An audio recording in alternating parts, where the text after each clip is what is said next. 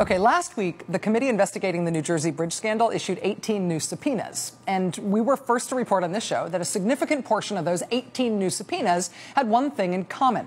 They asked for information about not just the lanes on that bridge being shut down, but specifically the cover-up.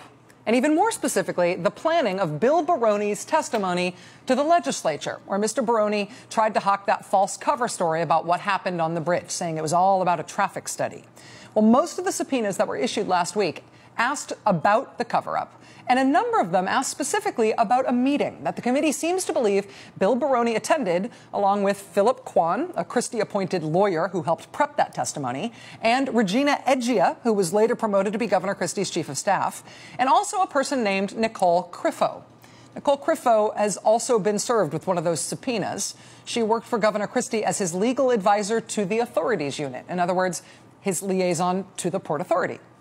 Or at least she worked for Governor Christie, past tense, because Nicole Criffo, who investigators appear to believe may have been involved in a meeting about Bill Baroni's false testimony, the same Nicole Criffo that we think was the Nicole referenced by David Wildstein while giving feedback to Bill Baroni on that traffic study testimony, where David Wildstein assured him by saying, "I've texted Bridget and Nicole, and they were very happy."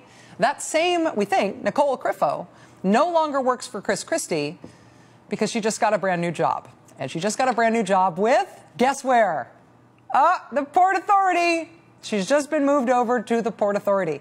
They've just given her a new job there that comes with a nearly $75,000 a year raise. Again, she's been subpoenaed for information apparently pertaining to Bill Baroni's traffic study cover-up, which may have been cooked up with David Wildstein at the Port Authority. That investigation is ongoing. And meanwhile, she's hopping from the Christie administration to a new job at the Port Authority with a $75,000 raise. I would like to make a hyperbolic joke here about how this works, but New Jersey, frankly, just manufactures its own hyperbole in real life every day, and there's no topping it. Joining us now is Brian Murphy. He's a former New Jersey political reporter who at one point worked at a blog run by one of the central figures in this scandal, David Wildstein. He's been helping our own Steve Kornacki stay way out in front on the reporting on this bridge scandal. Mr. Murphy, thank you very much for being here. Thanks for having me. So, obviously, being subpoenaed doesn't mean that you necessarily did anything wrong. Sure. Either way, seems like kind of a strange time for a promotion, right? Yeah, it's an odd time to make the move. I saw it last night and kind of had the seriously reaction, especially since, I mean, I think you've pointed this out before. This is our copy of or at least my copy of the testimony that Bill Baroni gave to the State Assembly, in which I can find two sets of handwriting that have edited this. Both of them look female to me. And it seems from the messages that we've seen that Nicole Criffo might have been involved in prepping Baroni for that testimony, which we know, if Bill had to give under oath, would have caused serious legal problems for him. And in fact, when he was subpoenaed to come and give that under oath again, he subsequently resigned. Yeah. So now, working at the Port Authority, I mean, if they were trying to create the impression that the Port Authority isn't kind of a political slush pile for New Jersey politics, I don't think they're trying to create that impression. That's not working. Court dates were set today for Governor Christie's former campaign manager, Bill Stepien, and for Bridget Kelly. Court dates next month. They're fighting handing over documents till the inquiry. That's now heading into court. Everybody keeps saying that might take a long time. And does that just become a sideshow that works on its own time frame now? Or might that still be important to us figuring out what happened? I think it is important. I mean, obviously there's something in there if they're fighting. I would imagine, well, I shouldn't say obvious, it seems to me that they're fighting it for a reason. There's something in there, and they might be making a production doctrine argument, which is that if just by the act of producing a document you are implicating yourself in a crime. Though it seems to me that the constitutional argument that they can make here is a little bit weaker. The New Jersey legislature has a right to investigate things. They have an obligation to conduct oversight of the executive.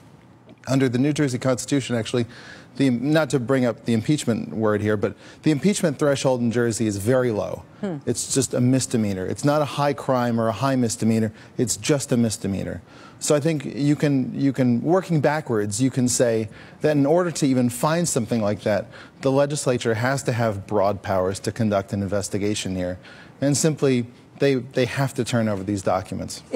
Do you expect that it will take months and months to resolve, and that we won't hear anything from Bridget Kelly and Bill Stepien for a very long time until we're further into this investigation? People who know more about this than I do tell me that it could be really quick. Really? That the state courts might just decide to give the go-ahead to the legislature right away, and it could even work its way up to the state Supreme Court, but fairly quickly. At this point, regardless of what happens on that front, and that's intriguing, are we expecting any further document releases? Is there anything on the horizon that we could expect in terms of things that are going to be made available to the public that might shed more light here? There are, my understanding is that the committee chairs, Senator Loretta Weinberg and Assemblyman Wisniewski, who I think is a frequent guest at this table, that they've both seen David Wildstein's unredacted text messages to Bill Baroni. Ah, not just the lawyer, but the chairs have seen it. Right.